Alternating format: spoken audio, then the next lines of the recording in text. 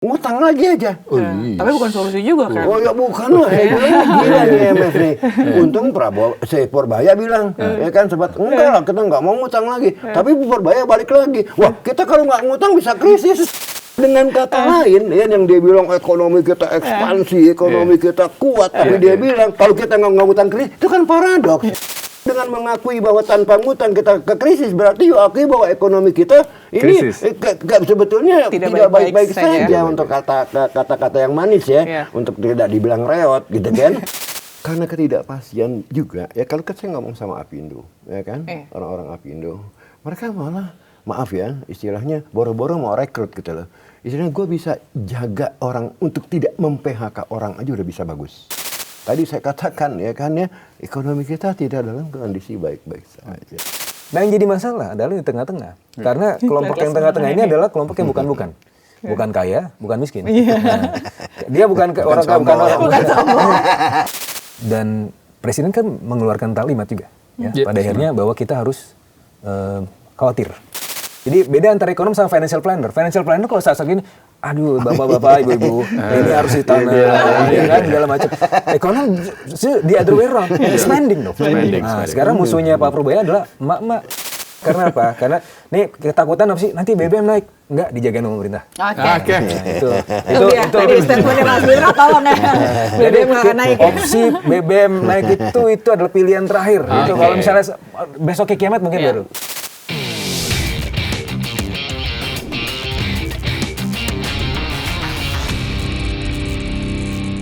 Assalamualaikum, selamat berjumpa kembali di podcast kami Bikin Terang, dan kali ini ada saya Rizky Hasan Dan saya Fazila Karunisa. Dan pada kesempatan kali ini kita akan membahas salah satu isu yang lagi bukan hangat lagi, panas ya, karena kondisi geopolitik global ini bukan lagi hangat tapi sudah panas. Bagaimana kita lihat Selat Hormuz ya, meskipun Duta Besar Iran menyampaikan dibuka gitu kan, tapi masih tersendat di sana.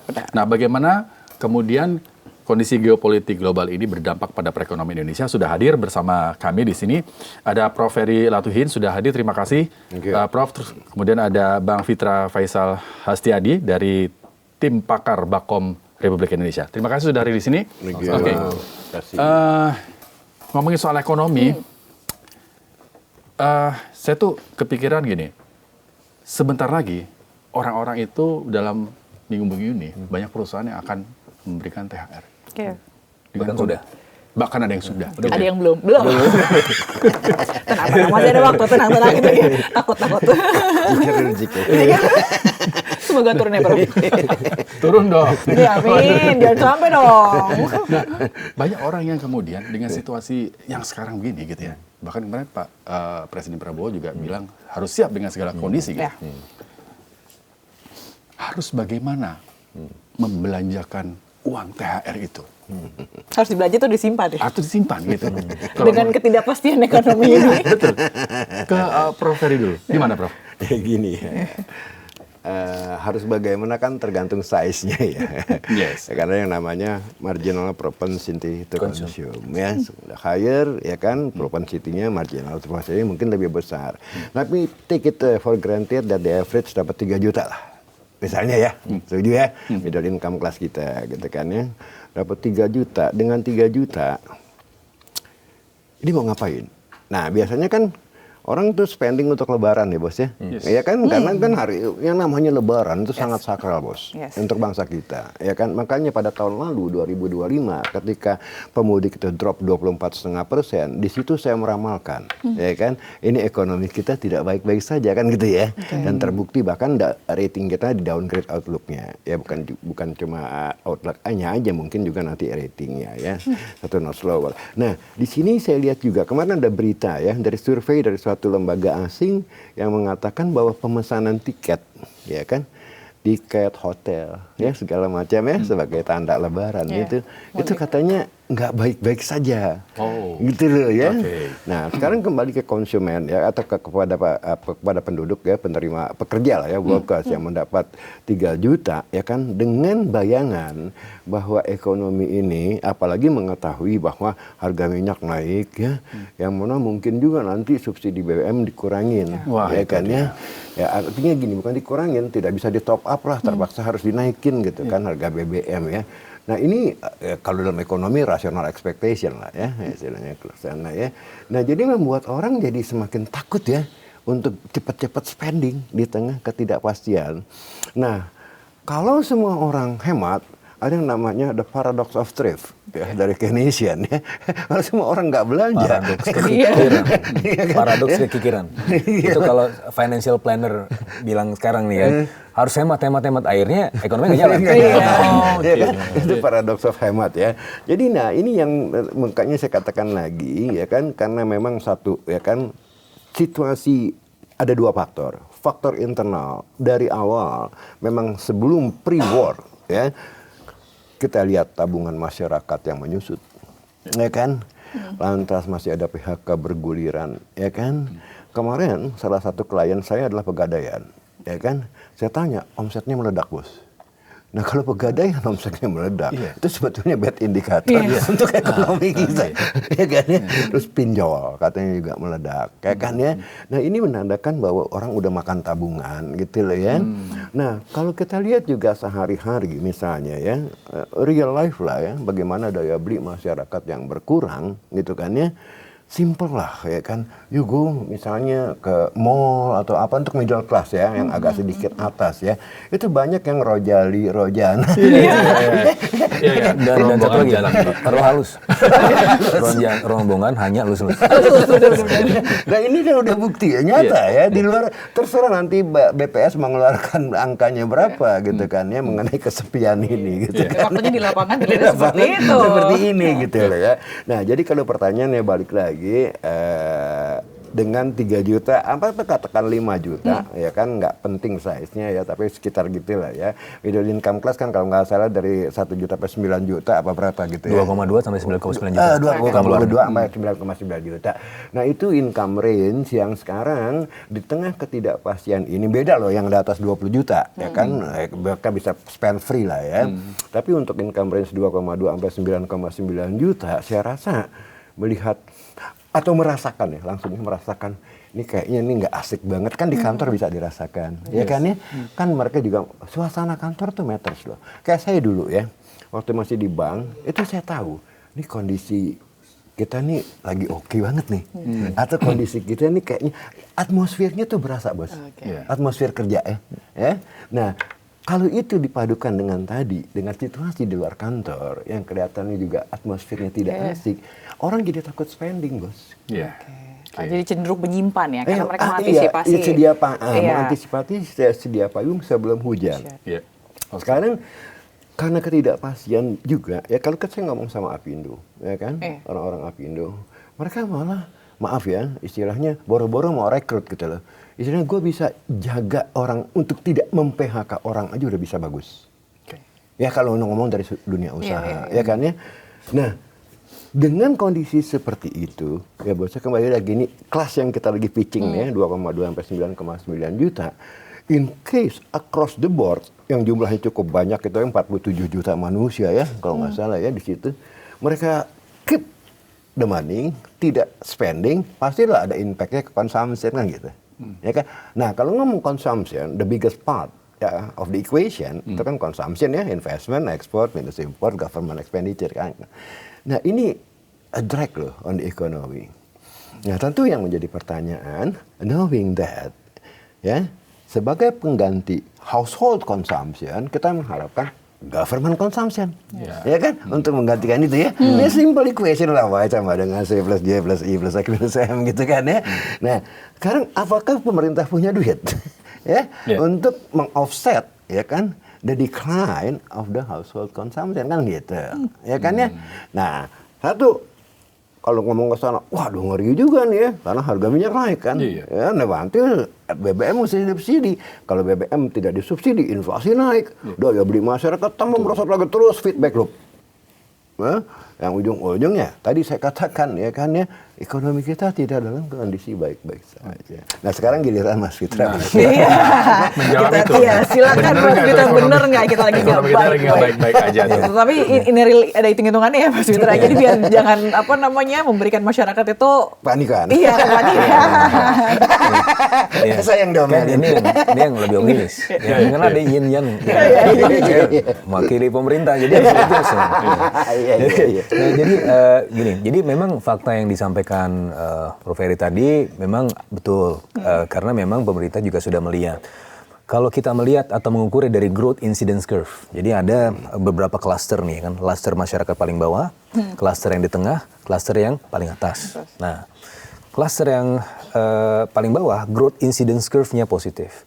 Klaster yang paling atas, growth incidence curve-nya juga positif. Sementara klaster yang di tengah, ya, the middle class, growth incidence curve-nya itu di bawah, negatif. Nah, ini kenapa, ya kan? Kalau kita bicara growth incidence curve yang paling bawah, masyarakat miskin, desil 1, desil 2, ya, itu sudah ada tuh penanganannya. Bahkan kalau dulu namanya DTKS, Data Terpadu Kesejahteraan Sosial. Sekarang masuk ke DTSN, Data Terpadu Sosial Ekonomi Nasional. Ya, orang miskin, berapa intervensi segala macam, itu udah ada bansos, ada macam-macam lah intervensi pemerintah di situ. Sehingga mereka akan terus terbantu. Ya, dari sisi income-nya. Jadi pertumbuhan income, growth incidence curve-nya menjadi lebih positif. Yang di atas, yang kaya, itu ya nggak punya masalah. Ya bahkan ya saya juga di market juga ya, orang-orang kaya ini malah tambah kaya. Ya, karena mereka ketika market crash apa yang mereka lakukan? Ya mereka ya portfolio rebalancing aja. Ya ini mereka juga akan tetap positif gitu kan dari sisi welfare-nya. Nah yang jadi masalah adalah di tengah-tengah. Karena kelompok yang tengah-tengah ini adalah kelompok yang bukan-bukan. Bukan kaya, bukan miskin. Nah, dia bukan orang kaya, dia bukan orang kaya. Jadi dia nggak punya keleluasan finansial. Dia juga bukan orang miskin, jadi dia nggak dapat bansos. Nah, dan tren ini kalau kita lihat dari tahun 2019, jumlah orang jumlah middle class dulu jumlahnya tahun 2019 57,3 juta. Di tahun 2024-2025 itu 47,9 juta, turun 9,5 juta orang. Nah, drop ya. Masuk kemana? Kelas yang di bawahnya, yaitu aspiring middle class. Aspiring middle class itu sekarang jumlahnya 138 juta orang. Ya, dulu di tahun 2019-2020 itu jumlahnya 127 juta. Jadi memang benar-benar menembus ke bawah. Salah satunya juga dipaksa keadaan pada saat COVID. Itu menjadi ada scaring effect, ada efek lukanya ya pada saat COVID.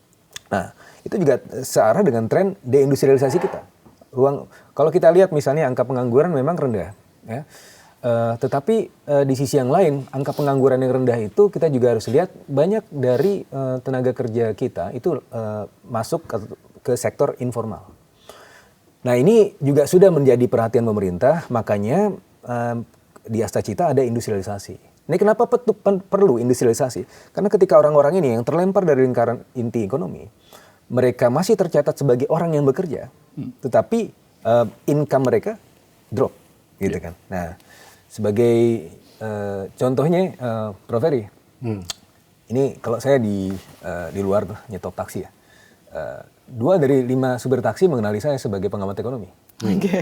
Nah, entah itu yang online maupun yang driver yang konvensional.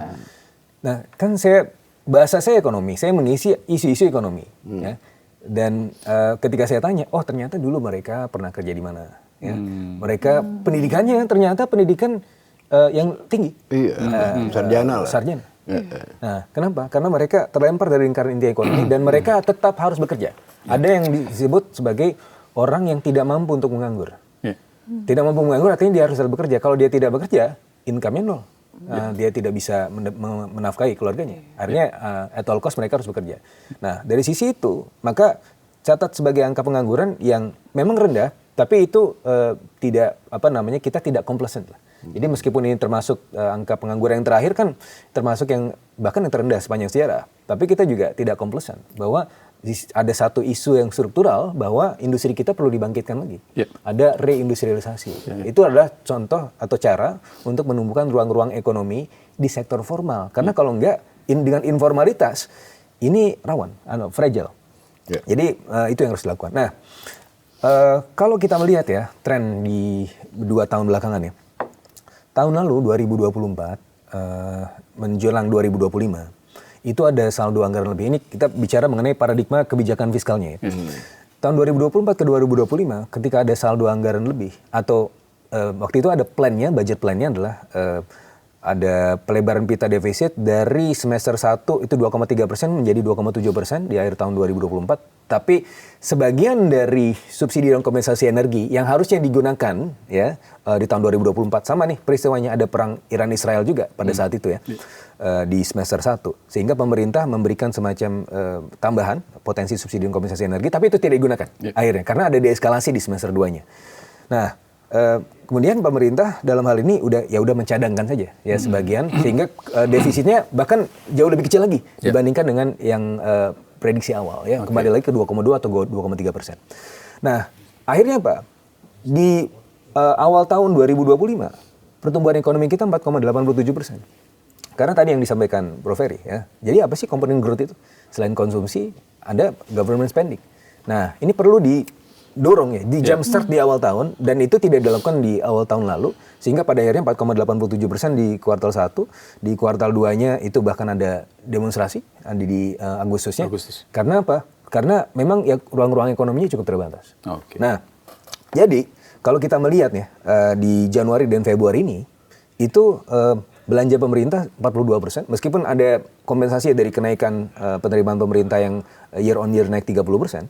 Tetapi pemerintah memutuskan untuk belanja lebih awal, ya front loading lah istilahnya. Ya. Kenapa? Untuk menjumpstart supaya ini momentum pertumbuhan tetap terjaga.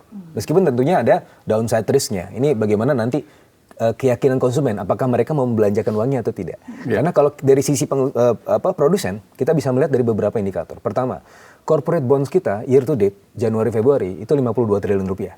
Mayoritas buat working capital. Nah, dan tidak hanya itu ya, beberapa perusahaan multifinance yang saya lihat itu juga mengeluarkan corporate bonds ya untuk mengantisipasi apa?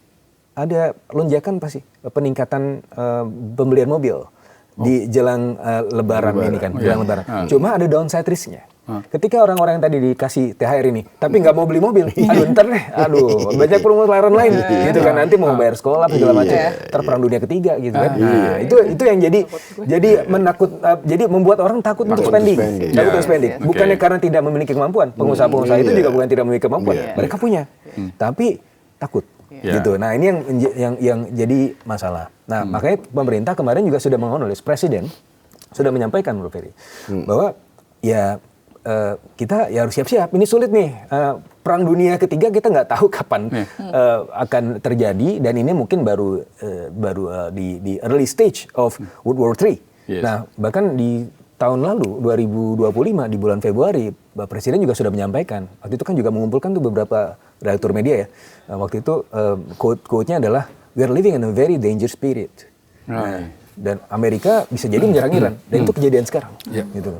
Nah ini yang menjadi masalah, kesulitan-kesulitan itu ya akarnya adalah dari peristiwa-peristiwa politik yang tidak bisa kita kontrol. Oke. Tadi menarik pertumbuhan ekonomi 4%. Yang mana? Yang di tahun kuartal 1 4,87%. 4,87. Kemudian keluar angka 5,12%. Itu sudah sesuai belum? Kedua, tunggu dulu. Angka 5,04 di Q3, angka 5,39 di Q4 sehingga on the average 2025 itu keluar angka 5,11. Nah ini sebelum di downgrade ratingnya oleh Outlook, ratingnya oleh Moody's, saya udah bilang, sorry, angka ini suspek. Angka 5,12. Kenapa? Kita lihat dia dalam bulan-bulan itu bagaimana kita mengalami month on month deflation. Artinya kan dibilang permintaan turun. Yang kedua, dalam frame waktu itu pemudik drop 24,5% gitu loh ya. Antas di Q3 saya lihat pertumbuhan kredit itu cuma 7,09% September kalau nggak salah ya, dengan undisbursed loan masih 2.735 T. Tapi dalam kuartal itu muncul angka 5,04%. Equationnya quite simple. Kita bank dependent ekonomi ya. Ada korelasi yang sangat kuat kalau over time kita lihat time seriesnya bos, ya itu antara credit growth dan economic growth. Nah umumnya to achieve 5% economic growth, based on my model ya, on my numbers, itu sedikitnya credit growth itu 10,5% sampai 11% pertumbuhannya. Jadi ini bertolak belakang nih antara credit growth sama economic growth ya. Nah sehingga saya yakin dan pada waktu itu kita kebetulan saya pernah di Danareksa Research Institute ya. Saya ngumpul nih bekas-bekas Danareksa Research Institute di rumah Pak Raden Pak Dede membicarakan numbers gini, dan pada waktu itu saya bilang ini pasti bakal di downgrade, setidaknya outlook kita. Nah, some months later keluarlah Moody's ya kan. Pertama Fitch mengatakan stable, tapi nggak sampai less dan 1 bulan dia robah langsung negatif. Dan satu yang dia pitching adalah MBG gitu kan. MBG. Oh ya Fitch itu bobotnya di situ, weightnya di masalah spending yang tidak jelas ini apa hasilnya kan gitu ya. Tapi kita itu nggak usah bahas kita bang MBG.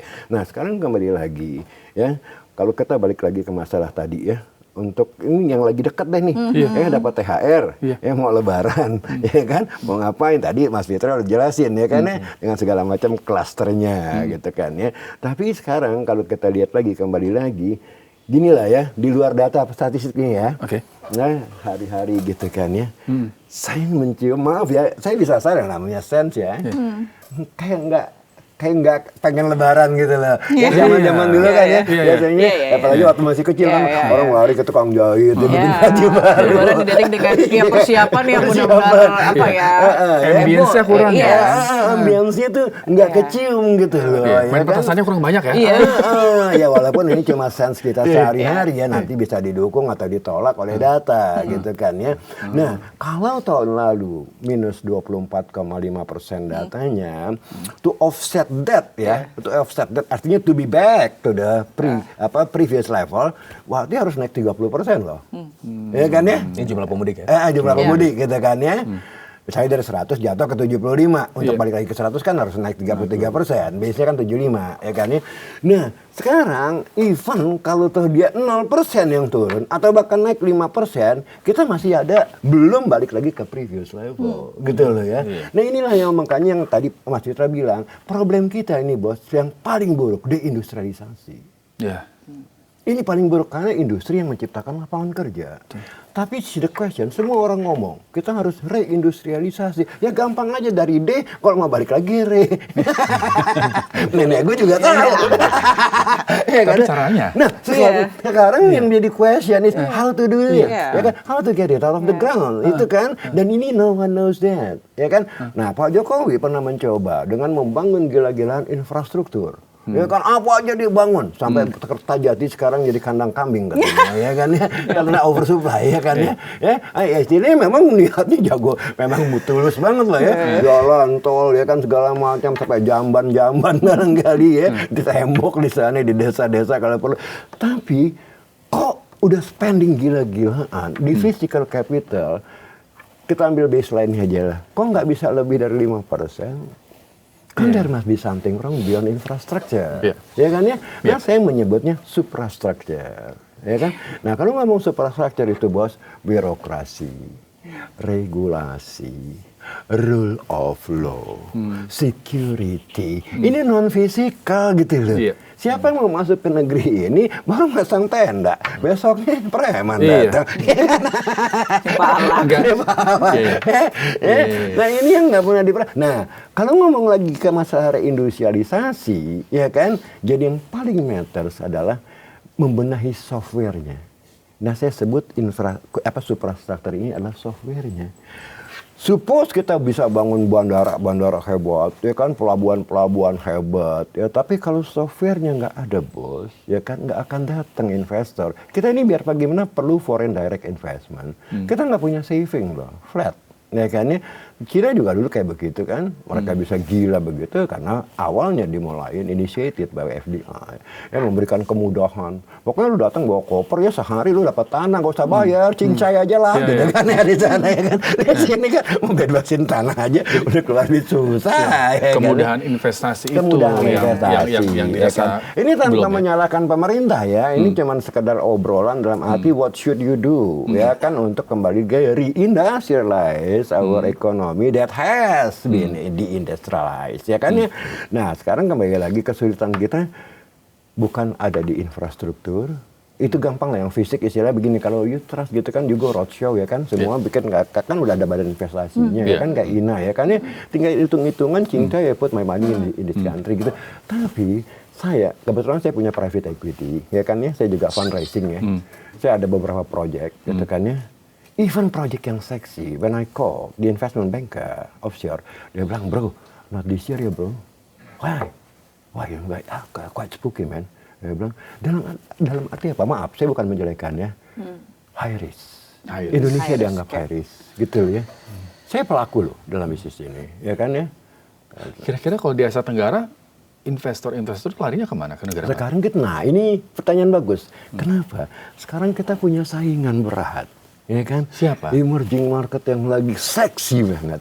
And that is Vietnam. Kan Vietnam. Ya, kemarin Vietnam 8,2% loh tahun lalu ya pertumbuhannya, dan sama model developmentnya udah jelas tetangga sama Cina ya. Dia tiru aja copy paste sama Cina. Ya kan, gua nggak peduli deh lo ngomong sosialisme, kapitalisme, I don't care ya kan. Ngomong yang penting ya kan, gua nggak perlu tuh kucing hitam atau putih, yang penting bisa nangkep tikus, apalagi tangkap bencong gitu. Istilahnya, ya kan ya. Nah ini yang ditiru. Nah orang nanya, apakah kita tidak bisa niru juga Cina? Oh, we have a different story. Gitu. We have a different story. We have a different history gitu kan ya. Nah makanya kita nih kayak semacam gini. Saya bukan optimis ya.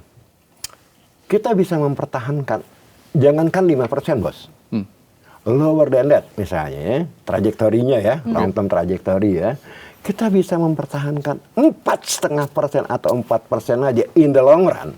Ya, dengan kondisi software seperti ini, dengan kondisi suprastruktur kayak gini, saya salut. Malah hitung-hitungan saya, ya kan, kalau we keep going on like this, bukan tidak mungkin, begitu dia nick down, ekonomi drop, whatever the cost is, whether exogenous or endogenous, kita akan menemukan trajectory growth yang baru, yang jauh lebih rendah dari 5%. Nah ini spooky sekali, ya kan? Nah kenapa? Bos, kalau orang kita nggak punya duit, foreign direct investor over dia bilang, avoid Indonesia, finish bos. Oh. Tapi itu terjadi atau kondisi itu terjadi udah dari sebelum perang kan? Maksudnya udah jadi sebelum perang. Nah kalau misalnya setelah perang gini, kira-kira kalau menurut Prof ada burden, ada burden tambahan terutama di APBN. Ya kan ya, itu satu ya kan. Nah sekarang walaupun itu tidak mengganggu software kita, software itu nggak gampang ya dengan Excel. Ini kan bilang endogenous cycle ya di dalamnya. Nah ini lebih berat lagi bagaimana pemerintah memilih ya spending yang terbaik, ya kan, meminimalisir risiko, given that bahwa harga minyak naik, kita memerlukan budget yang lebih tinggi. Nah kemarin kan sempat di IMF bilang, ngutang lagi aja. Tapi bukan solusi juga kan? Oh ya bukan lah, gila nih IMF nih. Untung Prabowo, Purbaya bilang, ya kan, sempat, enggak lah, kita nggak mau ngutang lagi. Tapi Purbaya balik lagi. Wah, kita kalau nggak ngutang bisa krisis. Kan bingung nih. Itu mau kita gimana tuh, kalau misalnya kita nggak ngutang krisis, tapi sementara Purbaya kita bilang. Dengan kata lain, ya yang dia bilang ekonomi kita ekspansi, ekonomi kita kuat, tapi dia bilang kalau kita nggak ngutang krisis, itu kan paradoks. Ini kan sama sekali boleh dibilang kontradiktif. Iya kan, dengan mengakui bahwa tanpa ngutang kita ke krisis, berarti akui bahwa ekonomi kita ini sebetulnya tidak baik-baik saja untuk kata-kata yang manis ya, untuk tidak dibilang reot gitu kan. Ya, nah ini kan aneh gitu loh, ya kan. Nah jadi kalau menurut saya sih ginilah, kalau menurut saya nih kembali lagi ya, yang paling urgent tuh sekarang apa yang dikerjakan. Kalau ngomong ke pemerintah ya, yang paling urgent kembali lagi mencoba memperbaiki fiskal crack kita. Ya, kebonyokan fiskal kita nih bagaimana diperbaiki, mengetahui bahwa penyebabnya ada. Saya nggak usah ulang lagi deh kata-kata itu, ya kan ya. Nah ini yang paling urgent. Dan setelah itu kita kan ada skala prioritas ya dalam membenahi suatu masalah gitu. To fix the problem, you have the scale of priority. Apa step yang pertama yang harus dikerjain? Nah, ini dulu dikerjakan. Bagaimana membuat fiskal kita semakin supaya tidak semakin tidak dipercaya. sedikit banyak bisa menambah kepercayaan kepada rupiah. Yes. Ya. Iya kan ya? Oh iya pemerintah serius nih. Wah ini dipotong nih, Iya. ya kan? Wah fiskalnya nggak reot-reot banget. Dan itu bisa menimbulkan kepercayaan kepada rupiah. Ya kan ya? Orang nggak memborong mungkin rupiah bisa bertahan di bawah 17.000. Itu dulu. Ya kan? Nah, nanti baru ngomongin setelah itu dibenahin beneran serius, ngomongin baru ya. Nih next what to do. Kalau saya ya cara berpikir saya gitu lah. Nah, itu mungkin wah ini jago nih. Teman saya ini ya benar. Kebetulan saya juga ekonometris, ya kan, Mas Fitra ini saya salut, expert banget di dalam econometric modeling, gitu loh ya.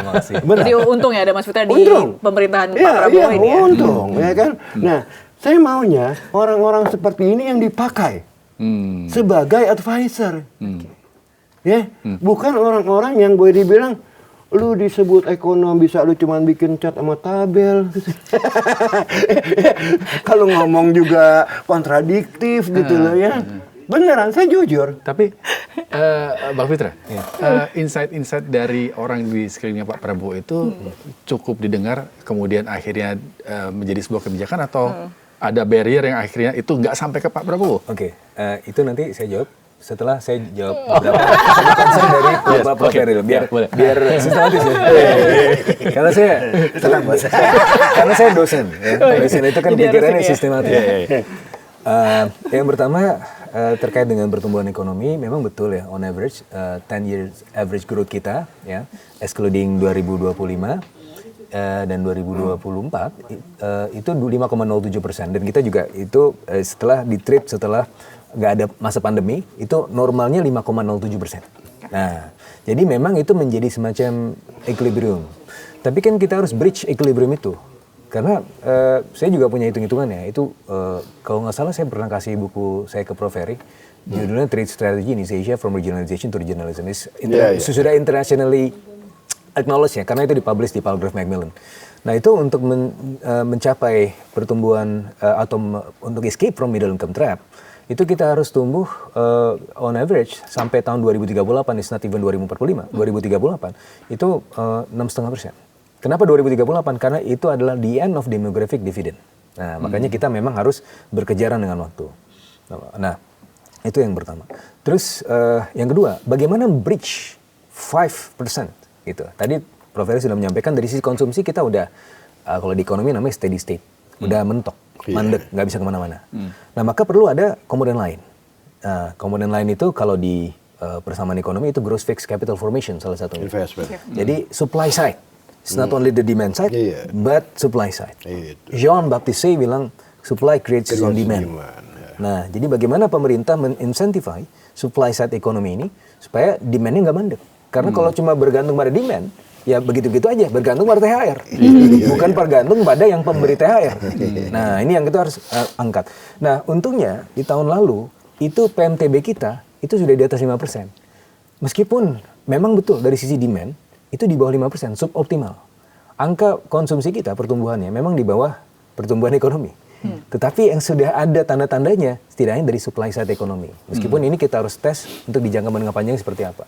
Nah hitung-hitungannya, kalau untuk mencapai 8% ya, secara hitung-hitungan di atas kertas, yang saya hitung sendiri, itu butuh untuk 6 core infrastructures, 10.000 triliun. Ya. Energy, ICT, kemudian itu water sanitation, water resources untuk development ekonomis. Terus kemudian ada transportation sama housing. 6 ini yang memberikan dampak mengenai ekonomi yang paling signifikan. Ya. Setidaknya di atas kertas. Gitu. Nah tetapi tadi saya sepakat bahwa infrastruktur saya tidak cukup. Itu juga saya pernah tulis di buku saya. Jadi infrastructure is only one pillar. Kalau kita bangun rumah, itu kan harus terdiri dari pilar-pilar. Kalau satu pilar saja, rumahnya roboh. Maka kita harus bangun pilar yang lain. Pilar apa saja? Pilar yang kedua adalah pilar human capital. Pilar yang ketiga adalah pilar tadi institusi. Bahkan katanya Acemoglu, kalau mau kita mau tumbuh cuma 3 kuncinya. Survival of the Asian. Yes, institusi sama institusi, cuma 3. Nah, dan ini kalau kita merujuk pada satu best practice yang lain yang sudah dilakukan misalnya di Jepang, karena PhD saya dari Jepang. makanya saya mempelajari juga perekonomian Jepang. Dia itu di zamannya Abenomics, di zamannya Abenomics dia. Ada 3 arrows dari Abenomics. Yang pertama adalah fiscal stimulus, ya untuk economic growth ya. Jadi ada kontribusi dari sisi fiskalnya. Yang kedua adalah monetary expansion atau monetary easing, meskipun tentunya ada downside-nya risknya juga kalau kita terus-menerus melakukan monetary expansion. Nah, tapi 2 ini tidak utuh tanpa yang ketiga. Yang ketiga adalah structural reform. Nah, 3 arrows of Abenomics ini yang sekarang sebenarnya coba dilakukan oleh presiden juga. Presiden ya tentunya kan banyak hurdles. Nah, hurdlesnya ada. Tapi dari sisi motivasi, presiden sudah menyampaikannya juga di World Economic Forum di Davos kemarin. Ya, jadi ada rule of law tadi yang disampaikan oleh Prof. Ferry, regulatory quality dan seterusnya. Yang sebenarnya adalah merupakan turunan dari World Governance Indicator. Ada 6 dimension of governance. Ya. Rule of law, regulatory quality, political stability, accountability, government effectiveness, dan control of corruption.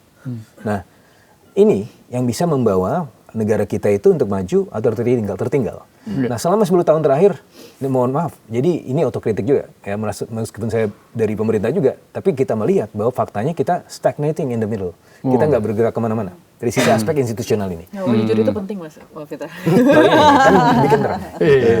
Jadi kalau saya tipenya ya mengafirmasi, tapi kita jelaskan roadmap-nya seperti apa. Karena kan kita harus jelas. Ya, ini kelemahan-kelemahan kita kita akui. Itu kan bagian dari kekuatan, kelemahan. Nah, itu benar kata Prof. Ferry. Orang-orang kayak Mas Fitra ini harus ada di lingkaran. Benar. Situ kan, ya? Saya sebagai ekonom, Mas Fitra berkawan sama saya. Dan saya, apa yang saya bilang jelek, apa yang saya lihat jelek, saya bilang jelek. Apa yang saya lihat bagus, saya puji bagus. Ya kan, saya nggak peduli sama orangnya, tapi kualitasnya gitu loh ya. Nah, kesulitan kita Mas, ya kan, mungkin karena ilmu ekonomi di sini beda generasi ya, maaf ya. Kita ngomong generasi ini, ada generation gap gitu kan. Generasi Fitra nih generasi yang beruntung setelah generasi saya. Generasi saya yang kuliah di awal 80-an sampai akhir 80-an, generasi Sri Mulyani lah ya. Dan pada waktu itu kampus-kampus belum semaju sekarang Mas. Maaf loh ya. Dan istilahnya begini, oh gila gue ngambil ekonomi pembangunan, kenapa itu? Biar cepat lulusnya. Ini fakta loh. Susah itu padahal. Susah sekarang, ya kan? Dulu, ya kan? Yang pinter Mas, itu ngambil accounting. Accounting. Bener loh. Kalau dia sampai ngambil studi pembangunan, artinya memang ini kecoa gitu. Yang pengen cepat-cepat, sorry ya, ini my time, ya kan? Nah, beda sama generasinya Fitra. Udah banyak improvement, udah banyak perbaikan dari kualitas dosen-dosen. Dulu kebanyakan tuh dosen-dosen, ya Mas ya, maaf. Ini kita ngomongin apa sih? Kan pernah. Iya, ngerti maksudnya. Enggak, ini ngomongin nanti bagaimana membangun negeri kita dengan manusia-manusia SDM yang memang ini punya expertise gitu loh ya. Kan concernnya Pak Prabowo juga membangun kan sekarang SDM. bagaimana you want to build a nation without manpower, ya kan gitu ya. Nah, saya tidak lihat di dalam generasi saya. Saya ngelihat justru di dalam generasi Mas Fitra. Sorry loh, saya jujur lah bicara ya. Saya tahu lah si A, si B, saya bisa taker, wah otakku sampai di sono, otak sampai di sono gitu loh ya. Saya bisa taker karena saya sendiri bekas chief ekonomis ya, di perbankan lah ya, di sekuritas. Saya bisa, dan itu angkatan saya gitu. Nah, sekarang begini kembali lagi ya, mengetahui bahwa kita harus tadi seperti Mas Fitra bilang, kita nggak bisa loh keep growing dengan consumption. Sekarang kan kalau mau ada breakthrough harus dari gross fixed capital formation and it is investment. Nah, pertanyaannya, you have the money or not untuk investment, ya kan ya? Kalau you say no, nah berarti kita perlu savings dari luar, ya kan? Ya, foreign direct investment. Untuk membuka foreign direct investment, what to do? Kan begitu pertanyaannya. Oke, Indonesia is a big market, young population, ya kan? Wah, rich, of natural resources. Tapi kok kenapa some microchips, some chips company lebih prefer memilih Malaysia daripada Indonesia? Ini pertanyaan yang kritis loh. Ya kan, kok kenapa mereka nggak pilih Indonesia?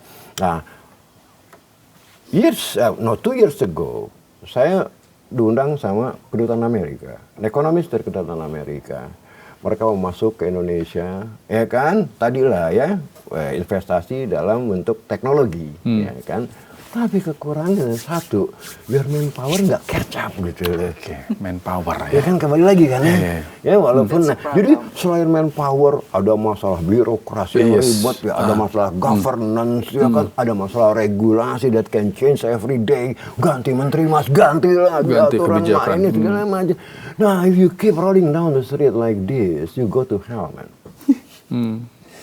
Takut Saya banget mau jawab dulu ya, mau jawab yang tadi. Kan pertanyaan berikutnya. Yes. Apakah masukan-masukan itu dengan presiden? Iya. Ya. So I have my belief itu didengarkan, ya. Karena begini, jadi saya kirim beberapa report ke Prof. Heri juga. Itu saya kirim ke beberapa orang juga. Ada beberapa contoh ya. Yang pertama ketika bencana Sumatera. Ya. Bencana Sumatera itu kan sempat kita mendengar dulu BNPB bilang yang menurut saya sih mohon maaf ini blunder juga kan, mengecilkan dampak bencananya. Tetapi kan pada akhirnya ya presiden juga mengirimkan beberapa menterinya untuk cek lapangan, ya apa benar ini dampaknya sebesar apa sih? Saya membuat perhitungan ya untuk bencana dampak Sumatera dan hitungan saya waktu itu ya dengan model-model ekonomi, tapi saya kasih tahu sama teman-teman yang saya berikan reportnya. Caveatnya bahwa saya nggak terjun ke lapangan. Ini murni adalah data-data sekunder saya yang dapatkan ya secara runtun waktu. Waktu itu saya keluar dengan angka 51 triliun rupiah. Nah, terus dan ternyata kalau yang saya dengar, meskipun ya saya tidak dapat mengkonfirmasi ya, kalau pernah lihat footage-nya nggak? Jadi kan Pak Presiden nanya ke Kepala BNPB. Ini berapa nilai ekonominya? 51,8 triliun rupiah. Oh. Terus kemudian Pak Presiden mengeluarkan catatan. Ini angka saya, mirip atau enggak? Saya nggak tahu apakah itu hitungan saya atau enggak ya. Tapi I have my belief bahwa report saya juga dibaca. Gitu kan. Dan terakhir ketika ada perang Iran-Israel dan juga Amerika, itu saya mengeluarkan beberapa report juga. Dan juga beberapa video-video footage saya kirimkan ke beberapa teman-teman. Dan Presiden kan mengeluarkan kalimat juga. Ya, pada akhirnya bahwa kita harus khawatir. Ya, karena memang situasi seperti ini. Dan saya rasa warning-warning dari ekonom itu juga didengarkan oleh Presiden. Ya, tapi disalahin sama Prabowo berbahaya. tapi kan ya saya nggak tahu nama yang dimaksud ya. Tapi anyway itu didengarkan. Nah, terus kemudian pertanyaan berikutnya adalah kalau kita balik lagi ke isu kita sekarang, ekonomi pada zaman perang ini, itu bagaimana dari sisi ketahanan fiskal kita. Nah, sekarang kita ada presiden tahun 2022 dan juga 2024. Tahun 2022 itu harga minyak dunia sampai $120 per barrel juga sempat. Tapi kita sempat juga tidak menaikkan harga minyak ya, atau tidak menyesuaikan harga itu sampai bulan September 2022. Yang paling dekat 2024. Ini tahu nggak? Saya kalau melihat polanya Prof ya, nggak tahu ini udah menjadi pattern ya. Bahwa ini terjadi setiap kuartal 1. Setiap kuartal 1. Februari 2022 perang Rusia Ukraina. 2023 ada perang juga di kuartal 1. 2024 Iran Israel, 2025 Iran Israel itu ya. Lihat coba petanya. Februari. Mungkin karena ini Warkop tidak mengeluarkan takdir Tuhan itu. Bukan. Warkop nggak mengeluarkan episodenya lagi buat ditonton waktu Lebaran. Sehingga kita sekarang ada tontonan. Yaitu tontonan perang. Tapi anyway, balik lagi ke serius moodnya. Jadi di tahun 2024 di kuartal 1 kan setiap semester itu APBN itu dievaluasi. Jadi ada laporan semester. Laporan semester 1 2024 rentang defisit kita yang tadi saya sempat mention diperbesar dari 2,3 ke 2,7% karena ada potensi waktu itu harga minyak dunia sampai $100 per barrel. Nah, sehingga ada subsidi dan kompensasi energi 80 triliun rupiah yang di semester 2-nya nggak dipakai. Kenapa? Karena ada deeskalasi. Nah, tetapi itu jadi presiden bahwa itu juga bisa kita carry over di tahun 2026 ini. Ya, hitung-hitungannya kalau misalnya memang ada subsidi dan kompensasi energi tergantung nanti range harga minyaknya berapa. Itu masih cukup dan tanpa harus membridge yang 2,9% atau 3% fiscal deficit ya. Hitungannya sampai 80 sampai 90 triliun itu kita masih bisa dengan realokasi anggaran dengan macam-macam itu masih bisa. Nah, tapi sekarang pertanyaannya adalah ini berapa lama perangnya? Gitu. Nah, berapa lama perangnya dan itu kan berarti kan kita akan melihat ini harga minyak dunia sampai kapan gitu. Nah, Saya bukan pakar militer, tapi saya ekonom. Saya biasanya juga meskipun bukan pakar militer, tapi saya menggunakan data-data yang readily available untuk bisa menaksir berapa lamanya event ini. Nah, salah satu yang saya pakai datanya adalah data kapal induk. Kapal induk Amerika Serikat. Satu kapal induk itu setara dengan 3 sampai 4 hari perang. Ya, 2 kapal induk itu pakai sistem dynamic eksponensial. 2 kapal induk 2 minggu sampai sebulan. Ya, jadi bukan artinya 2 kapal induk jadi 8 hari, tapi 2 kapal induk jadi 1 bulan. Nah, dengan itu maka sebenarnya kita bisa menaksir perangnya cuma sebulan. Bisa nggak ada perang berkepanjangan sebagaimana yang disampaikan oleh Secretary of Defense-nya Amerika Serikat, Hegseth. Dia bilang ini long game.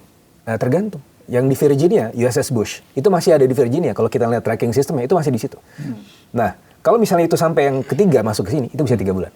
Nah, tapi karena masih di situ, ya, dan butuh waktu untuk sampai di sini 15 hari, sampai di Iran, artinya sampai waktu logistiknya selesai, ini belum nyampe. Belum nyampe. Nah, jadi bisa dibilang bahwa perangnya itu, ya Lebaran kita udah selesai. Nah, apalagi yang bisa menarik, Trump itu, ya sekali lagi ini data ekonomi ya. Nah, saya nggak bisa melihat orang itu kelakuannya seperti apa, tapi saya mengkorelasikannya dengan data-data yang lain. Trump itu sangat sensitif terhadap USD 10-year yield. Nah, jadi ketika itu yieldnya dari USD Treasury itu menyentuh 4,2, 4,3, atau 4,4, biasanya akan ada moderasi, ada deeskalasi. Kenapa ini menjadi penting?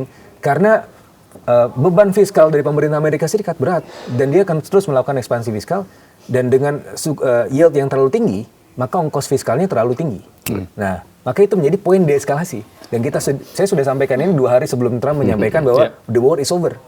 Very soon katanya. Dan itu terjadi juga pada tahun lalu ketika dengan China. Ketika itu sudah yield rate-nya sudah terlalu tinggi karena tit for tat dengan China, dia bilang China sudah nurut, kita sudah selesai perang tarifnya. Nah itu jadi dengan kondisi seperti ini, maka bisa dibilang bahwa meskipun kita harus selalu siap dengan worst case scenario, dan itu merupakan paradigma Pak Presiden. Si vis pacem para belum, kalau mau damai harus siap perang. Makanya harus selalu siap dengan segala skenario terburuk. Makanya yang disampaikan Pak Purbaya itu sebenarnya untuk skenario terburuk. Karena kalau skenario terburuk itu setahun, ya average kalau misalnya di atas $70 per barrel, maka harus ada intervensi fiskal. Tapi kalau misalnya cuma sehari 2 hari, ya bahkan sampai sebulan, itu belum sampai average-nya. Kan kalau kita lihat average-nya sebelumnya sampai $60 per barrel kan harga Brent. Jadi kalau di average kan itu belum sangat mengkhawatirkan.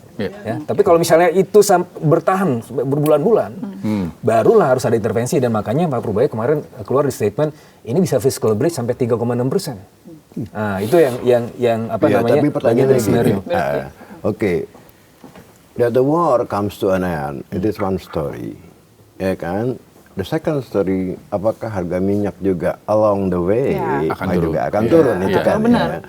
Nah, dari 2-3 hari terakhir saya lihat setelah hit 118 Brent ya. Terus nggak lama tuh hitungan less than 24 jam, drop lagi 90, naik lagi dikit, dan sekarang setahu saya Brent and WTI ini hovering di bawah 90. Tadi terakhir saya lihat datanya idenya quote-nya 88 gitu kan. Nah, ini masih jauh dari pre-war level yang 60-an ya, 60-an awal ya kan, 61, 62 lah kalau nggak salah sebelum perang. Nah, sekarang menjadi pertanyaan adalah apakah market believes ya kan bahwa memang setelah si Trump bilang oke, we end the war ya kan, everything will be okay gitu kan ya. Tapi kan the question is again ya kayak oke, you say it is over. Iran bagaimana? Ya kan? Apa mereka akan diam aja gitu kan ya? Nah, ini market expectation plays the role untuk menentukan harga minyak gitu loh ya kan. Tapi kalau dari sisi budget, tadi Mas Fitra benar.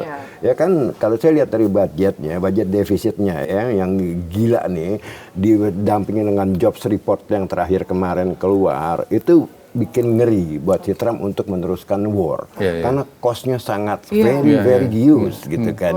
Iya, dan bukan tidak mungkin nanti November midterm election dia dihajar gitu kan. Dan midterm election itu sangat sensitif terhadap inflasi.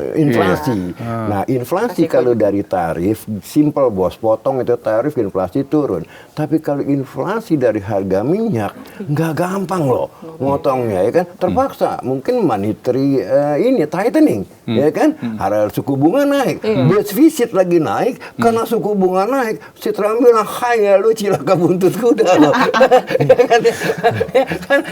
Jadi nah ini kalau saya dilihat dari sisi tadi ya, dari sisi teknis memang benar Witra tadi ya. Tapi kalau dari sisi budget saya bilang, it is not affordable buat Trump untuk berlama-lama perang. Iya sih. Nah kesimpulan saya satu ya kan, bahwa Trump akan declare he is the winner of the war, walaupun the fact is not that gitu kan, tapi at least I'm not gonna lose my face ya kan, by saying that ya kan ya. Nah oke, fine, pokoknya gue menang lah, mau ngapain gak gitu kan. Sesuai dengan standar Iya.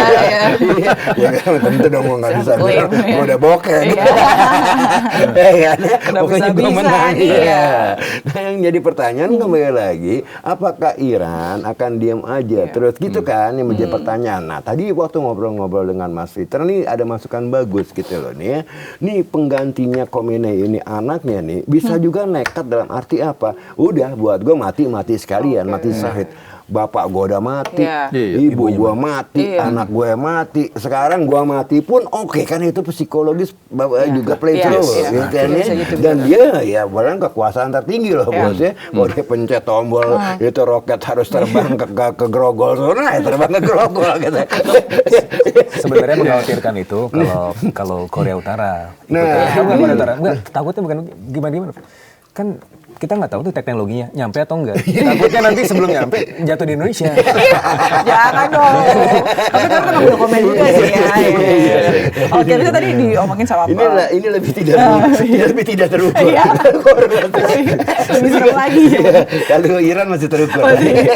Oke, tadi kita ngomongin masalah harga minyak yang belum pasti gitu ya. Mungkin tadi Prof. Heru juga bilang kemungkinan Iran masih tetap perang, dan kita nggak tahu apakah dengan perang berakhir harga minyak ini tetap. Kita ngomongin dampaknya ke Indonesia ya, kita ini karena mungkin masyarakat khawatir. Biar bagaimana gini lah, beda harga minyak 72 atau 62 pre-war ya kan, dengan kalau dia tetap hovering around 90 kayak sekarang 88 pasti beda ya kan. Tinggal masalahnya durasinya berapa lama ya kan. Tadi Fitra udah bilang kalau cuma 1 bulan di averaging nggak nyampe di 72 kan gitu ya kan, masih affordable lah kita gitu kan ya. Itu satu side ya. Nah saya yakin juga sih nggak bakal lama kalau ini perang ya, karena kita lihat aja dari penggunaan misil ya. Awalnya 300 sekian ya kan, hari kedua 200 sekian, sampai kemarin terakhir ya akhirnya udah misalnya petasan aja. Misil Iran ya. Misil Iran. Kita pinjeminnya yang petasan Janway itu. Janway. Pada nggak ada petasan Janway aja. Petasan Janway ya. Nah di sini juga matters ya, stok daripada ketahuan Ure. Amunisi. Ini juga matters ya, stok amunisi yang nggak bisa lah buat siap hari 500. Kalau dari datanya itu misil Iran itu 3.000. Berarti kalau misalnya semuanya dengan kecepatan yang seperti itu, 10 hari itu Lebaran selesai. Oke, anggaplah misalnya Lebaran selesai. Terakhir nih dari saya, Mas Fitra,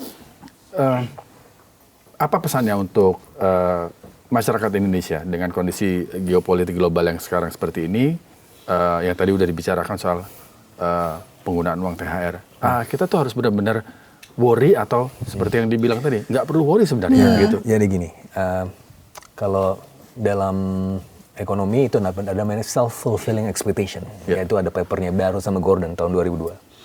Dalam agama ada yang namanya Tuhan sesuai dengan prasangka hambanya.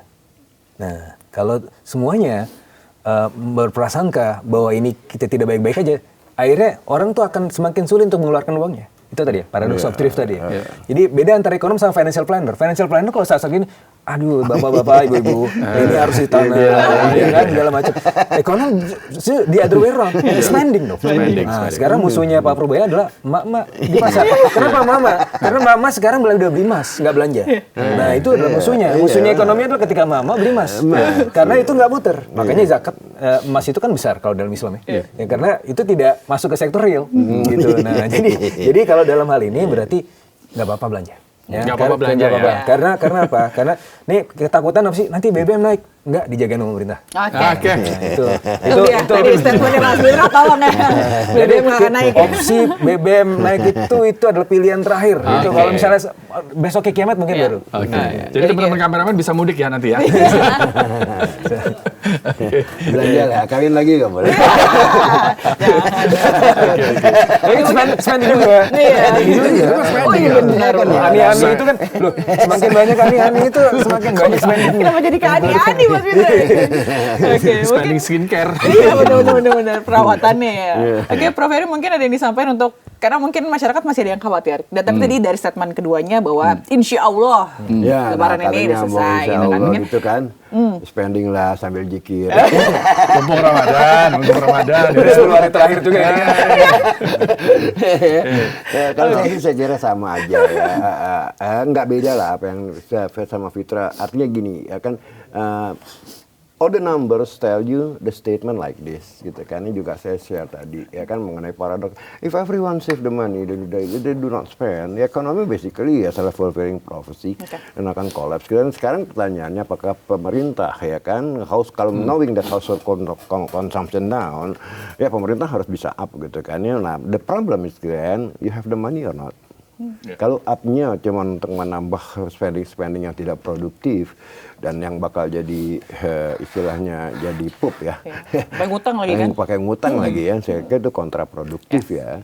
Nah sekarang dari pemerintah sendiri ada problem yang satunya adalah optimalisasi dari spending. Nah ini yang saya ramalkan tahun lalu juga karena ngelihat bahwa spendingnya ini gini, menarik pajak di satu pihak ya. Yang paling susah jadi Menq itu bukan narik pajak sebetulnya. How to spend the money. Itu paling susah loh. Ya, spendnya benar-benar ini ya. Iya kan kalau narik pajak kan ada aparatnya ya. Ada Dirjen Pajak, ada kantor pajak ya. You don't have to worry about that. Makanya aneh juga saya ngeliat Purboyo nih ngurusin pajak nih. Bea cukai segala macam. Lu kirim orangnya tembak-tembakin kayak gitu. Yang paling susah. Justru sama kayak emak-emak bos. Ya kan? Dia dapat duitnya gampang nih dari suaminya nih. Yang pusing kan kalau punya anak 9. Ini bagaimana? Gajinya cuma 3 juta gitu ya. Anaknya 9. Ini kan yang paling susah. Dapatnya tuh nggak susah mama gitu kan ya. Lo nggak kasih ya lo mau tidur di Monas lo. Makanya tinggal dekat masjid. Dia gampang tidur. Bukan ada makanan juga kan? Benar banget. Nah sekarang yang kita tunggu-tunggu adalah kembali lagi how the government spend the money, knowing that it has budget constraint, knowing that it has no longer fiscal space yang sama sekali benar-benar space-nya besar. Ya kan ya? Karena tadi ada 2 faktor. Faktor pertama adalah faktor internal, yang kedua ada external shock, ya kan? Naiknya harga minyak kan gitu ya. Walaupun you may assume ini perang tidak lama gitu kan ya. Tapi kembali lagi market punya expectation bisa beda loh. Ya kan ya? Bisa aja dia stays di atas 80 bahkan dia 90 gitu kan ya. Mungkin lebih dari 3 bulan gitu kan ya. Nah, artinya pemerintah harus membuat worst case scenario. Oke. Ya, semoga saja memang perangnya tidak berlangsung lama, kondisi ekonomi di Indonesia bisa baik-baik saja. Kita bisa berlebaran dengan tenang, bisa mudik dengan tenang. Iya, kayak ketupat ada lah. Bisa ngasih amplop ke ponakan-ponakan juga. Jangan lupa THR-nya digunain deh. Tapi nyari ruang kecil susah soalnya. Udah ditukerin lagi. Oke, terima kasih Mas Fitra. Dan juga Prof Heri telah bikin terang hari ini. Tentunya kita berharap juga masyarakat mendapatkan informasi ini bermanfaat bagi mereka gitu ya. Kekhawatiran mereka yang tadinya tinggi begitu terkait dengan dampak perang ini, insya Allah bisa karena puasa insya Allah agak lebih terdampak sedikit karena tadi juga sudah dibilangin Mas Fitra bahwa insya Allah pemerintah akan menjamin dan salah satunya minyak atau BBM yang tidak akan naik. Jadi jangan panik buying. Itu opsi terakhir ya. Benar, opsi terakhir kalau misalnya Mehmet kiamat besok baru dinaikin. Oke, terima kasih. Dan saya Fazila Karisa. Saya Rizky Hasan, terima kasih Pamit. dan Sampai ketemu di Bikin Terang selanjutnya. Bye-bye.